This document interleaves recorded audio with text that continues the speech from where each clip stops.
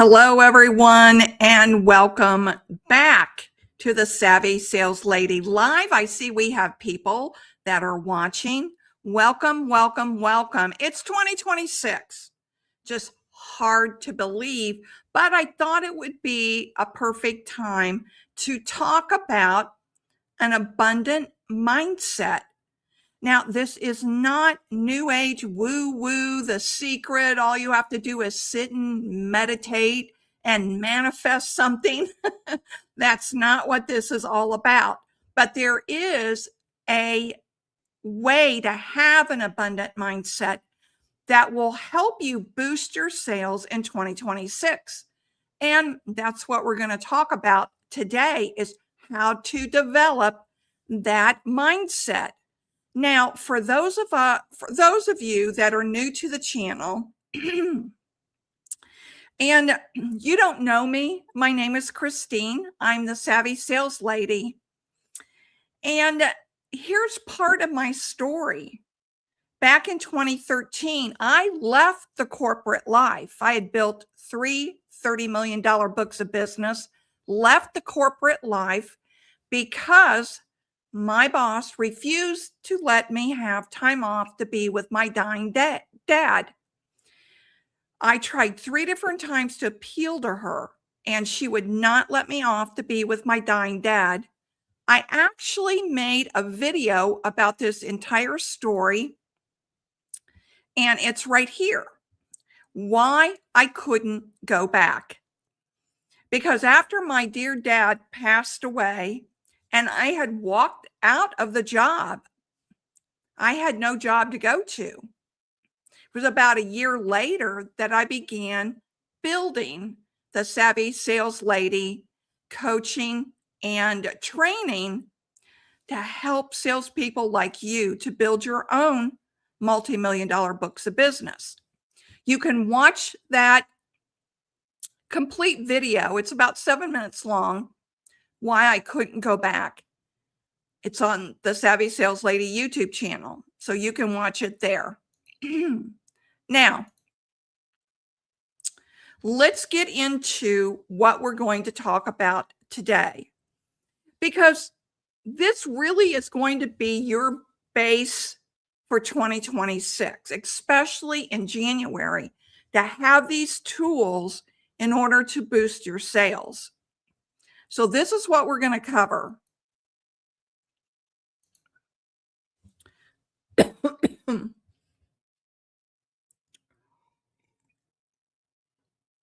We're going to cover what an abundant mindset really means in sales. Hold on.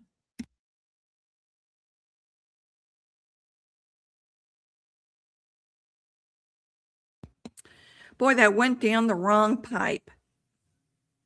Why catastrophic thinking happens and why sales triggers it. It can really trigger catastrophic thinking. And then we'll talk about how to stop the catastrophic thinking. We'll get more into this. Then we're going to talk about compliance selling versus alignment selling. Abundance, again, is built in the calendar, not in the head. We'll talk about that. Identity versus outcome. Why top sellers stay steady. Scarcity shows up in language, and we'll talk about those words. And silence is an abundance skill. And then finally, detachment is not apathy. So that's everything we're going to go over in the next 30 minutes. So stay with me as we go through each one of these talking points, okay? So the first one we're going to talk about is, what is an abundant mindset? What really is an abundant mindset? Let me pull up my notes. So what it is it's capacity thinking. It's capacity thinking. The belief that your skills, opportunities, and revenue are expandable through action. So remember how I said in the beginning, this isn't New Age woo-woo where you meditate on something that you want and then it manifests. No, there has to be action behind intention. So that's why it's capacity thinking, abundance is. And this doesn't mean that it's optimism. That's different. Because a growth mindset in sales, it really looks like, and that's what I refer to as abundant mindset, is a growth mindset. This call, let's say that in a growth mindset situation in a sales where you have made a call that didn't convert, a growth mindset would say, this call didn't convert. What signal did I miss? In other words, what didn't you hear that could have alerted to you why that call didn't convert? A growth mindset says rejection is information. Rejection is information. It's data. It's not an indictment on you. It's information for you to improve. Here's another growth mindset. Pipeline gaps are fixable system problems.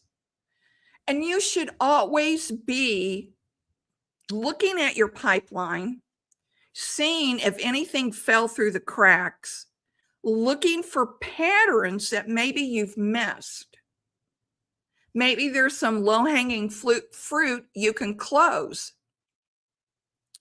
What are the gaps in your pipeline? Do you know what those are? So the key idea in an abundance mindset, a growth mindset, is scarcity will always say, if this deal dies, I'm done. If I don't close this, I am done. I've got nowhere to go.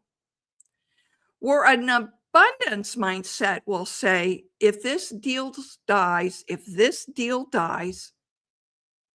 I can create more.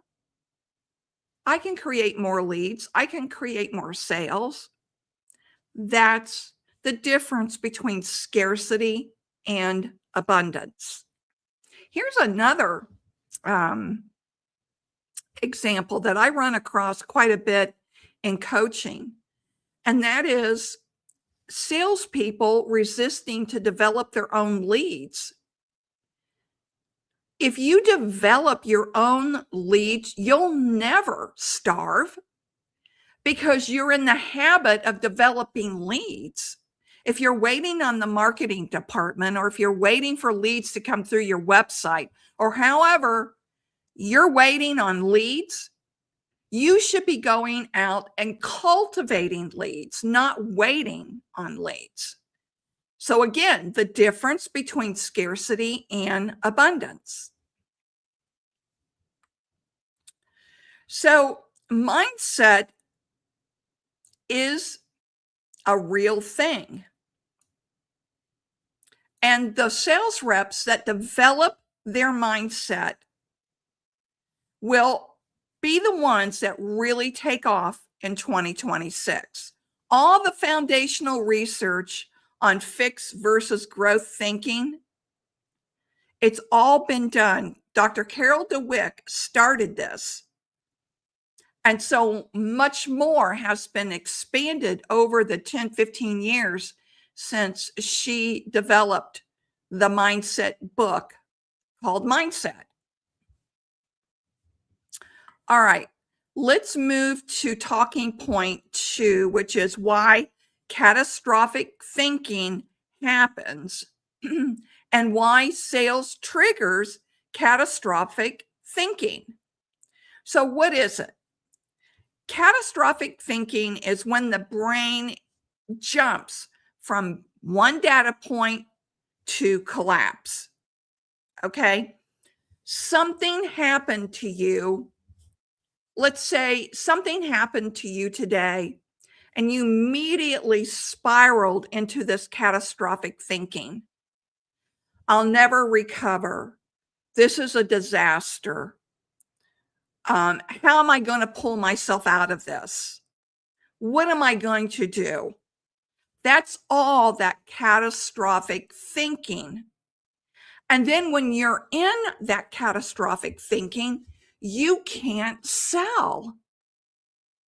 It's impossible for you to sell. So where does it show up in sales? Well, as you know, sales is uncertainty. It's variable by nature. In other words, there's no guarantee outcomes at all. Sales is complete in uncertainty. Quotas can activate a survival wiring. So let's say you got your sales number that you have to hit for 2026 this week, and you went, oh my gosh, this is much more than the year before. How am I going to do this? That's catastrophic thinking.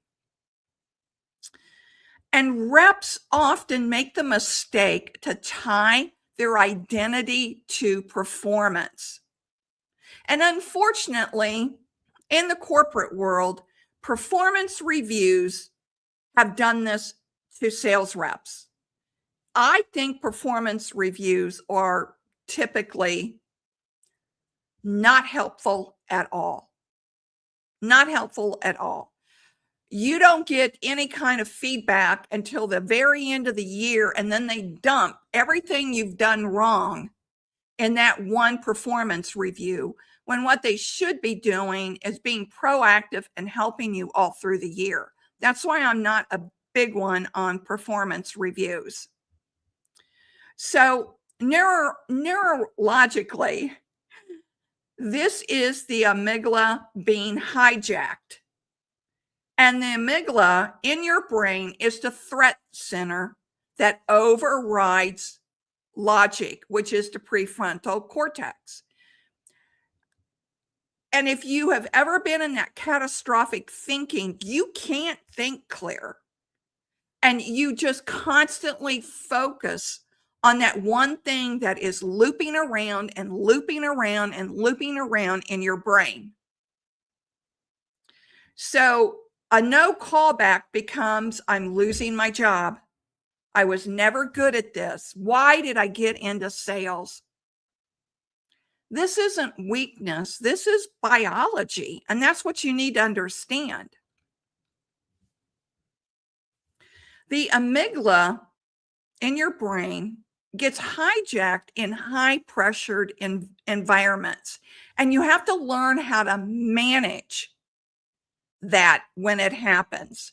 So let's get into how to manage catastrophic thinking. So this is a thought discipline, not positive thinking. Don't confuse it. You can manage the thoughts in your mind. You can take control of those thoughts. So the first thing you're going to do is name the distortion. I'm catastrophizing. This is just one data point. This isn't the end of the world. Name it. Then what you're going to do is, so you're aware that you're doing this, which is good. You name it and you tell yourself it's not the end of the world.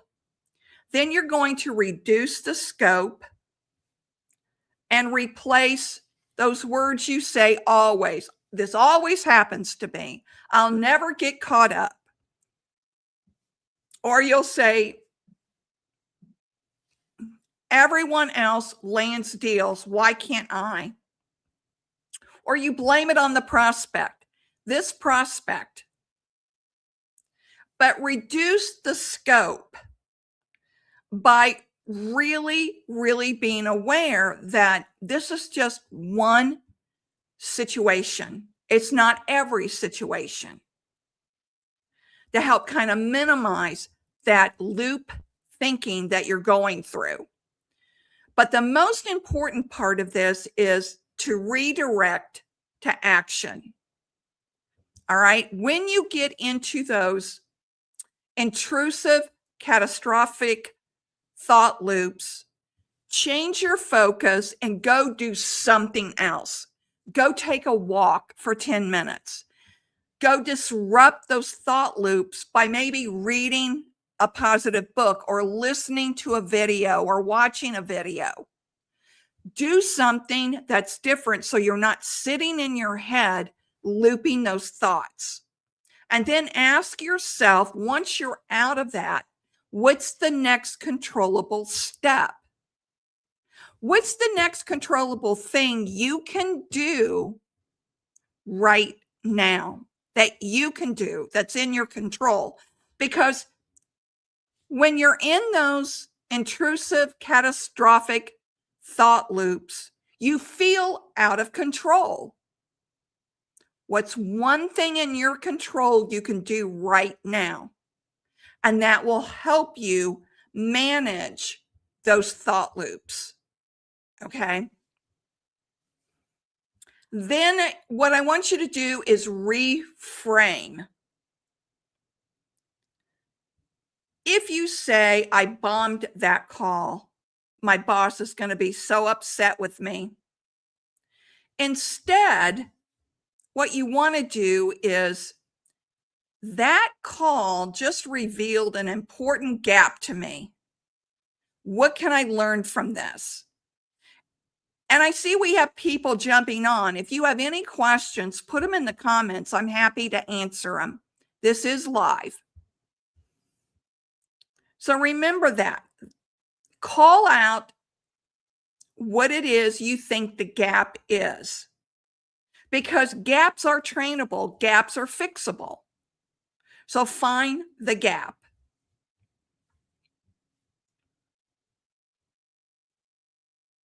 So the next part of abundant mindset is complacency selling versus alignment selling.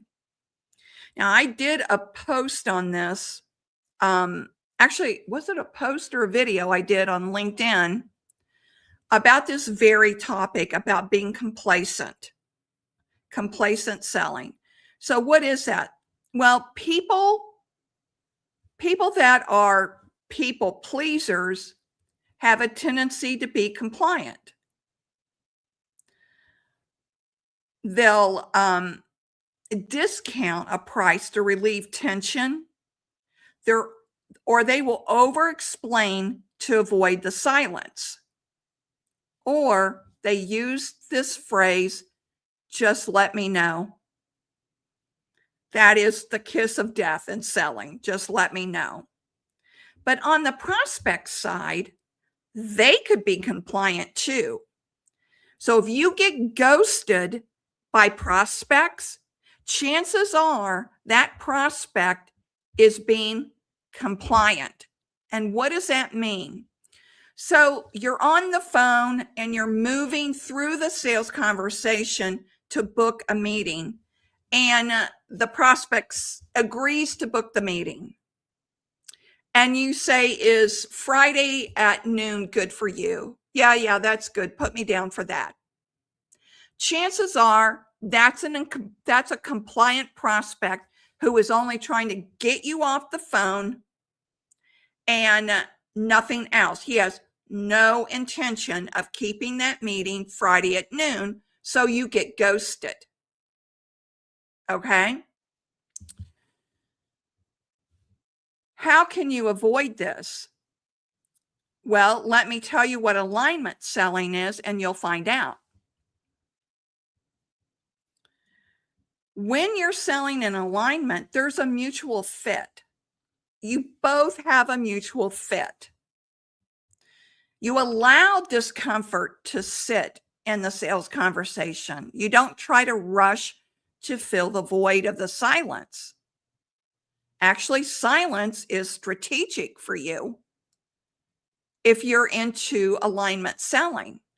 You're not chasing, you're assessing. So alignment selling would sound something like this. You're in the sales conversation and you want to move to book the meeting. And so you ask, would Friday at noon work for you? Or is Monday at 2 p.m. better? And then the prospect says, well, tell me a little bit more about this meeting and what we'll be doing on this meeting. So you explain and you ask, given this new information, are there other people, other decision makers that should be invited? And the prospect gives up the name of other decision makers that should be invited to this meeting. So basically what this is showing you is when the prospect is asking you questions about the meeting and about other people involved and telling you about other people involved that should be involved in this meeting, that's alignment. They want the meeting. They're not trying to get you off the phone. They actually want the meeting. So you're not chasing. They're asking you questions to qualify the meeting and who needs to be brought in.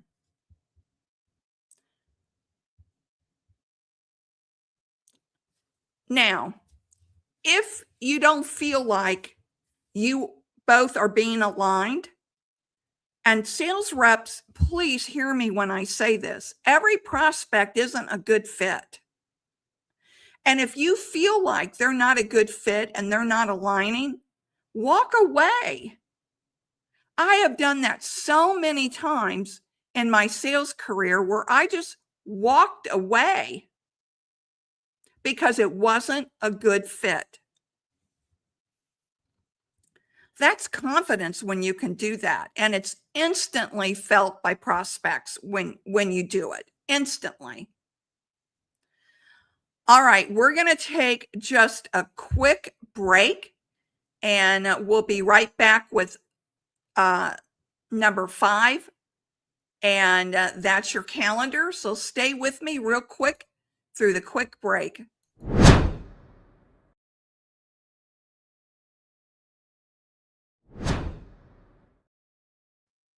Okay, got a quick drink of water. So let's get to your calendar. You don't think your way into an abundance. You don't think your way into abundance. You schedule it. You have to have daily prospecting blocks. Every single day, you should be prospecting. That creates pipeline certainty. You should have follow-up systems in place already that will help reduce your anxiety. And then you should have post-call debriefs, which allows continuous improvement. When activity is consistent, the mind calms down. The anxiety goes away. That last sale you blew doesn't feel like it's the end of the world because you have 20 more stacked up behind it to sell to. And the only way you can do this is when you're into daily prospecting. You've got to do it. You've got to carve that out into your calendar every single day. Most mindset issues are not thinking patterns. It's actually structure issues. You don't have the structures in place to keep you on track. Have you ever read Automatic Habits? That's my one favorite go-to book. James Clear is so good in his book on that 1% improvement every single day. Well, 1% improvement you can make every single day is prospecting, because that's your lifeline of your business. Okay, let's talk about identity versus outcome. Why top sellers stay steady. They don't have these yo-yos, these up and down roller coasters like a lot of sales rep. Struggling sales reps say, I am my numbers. Top sellers say, my numbers reflect my current strategy. Hear the difference? Struggling reps say, I am my numbers. Top sellers say, my numbers reflect my current strategy. Abundant sellers separate who they are from what happened. This prevents emotional spirals, desperation energy that the prospects can feel, and inconsistent performance. Think of it like an inner game of tennis. Top sellers know how to play this game.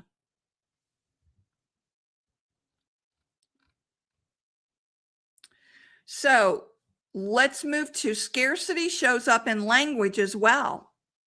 Hopefully, that's scarcity language. Just checking in. That's scarcity language. Sorry to bother you. That's definitely scarcity language. Language reveals your mindset to the prospect. I never say, hopefully, in a coaching call, I never say on a coaching call, hopefully this will help you. I always say, I know this will help you. Because I have all kinds of evidence from other clients who have gotten success with my sales coaching. So I know it works.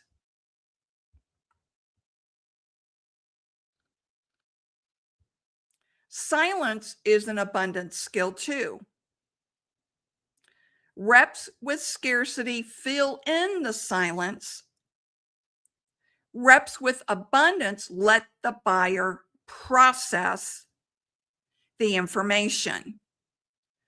Silence signals confidence and self-trust. And number 3, detachment is not apathy.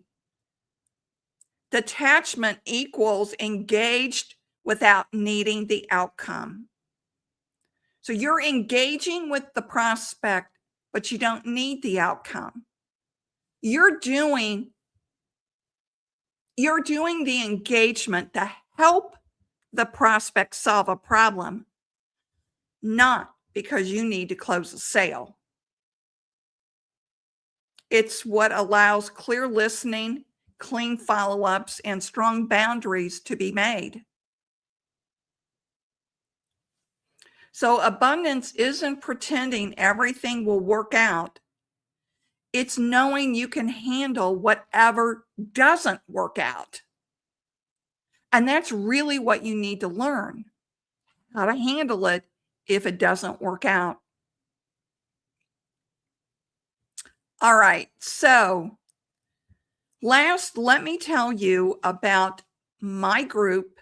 It's an online community and it's private, called, here it is.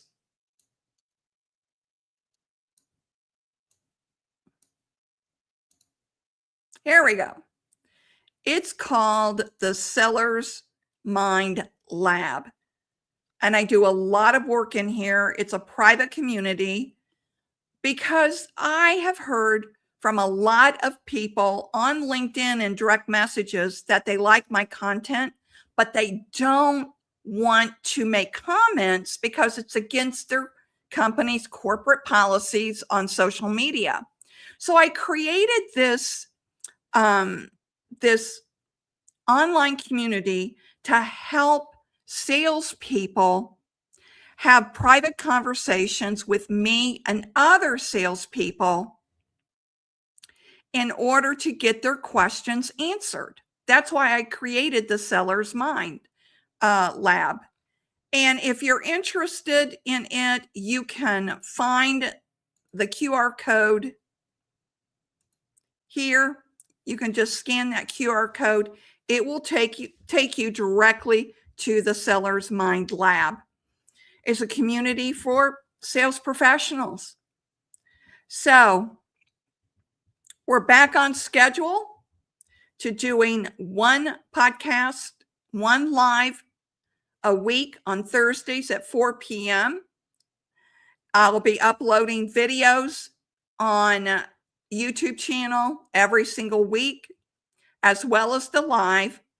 I'll be adding content and courses to the Seller's Mind Lab so that you all can take advantage of that. Free courses. Once you are in the Seller's Lab and pay your $17 a month fee, you'll have all that information available to you for free. There will be no additional charges once you have your monthly subscription set. And then last, follow me on LinkedIn, follow me on Facebook, definitely subscribe to the YouTube channel, my YouTube channel, and I'm on X as well. Sometimes, I'm doing stuff on Instagram, but not like I am on LinkedIn, YouTube, and the Seller's Lab. So I'll see you next Thursday live. Bring your questions. And thank you for being on today with me to learn a little bit more. Stay savvy.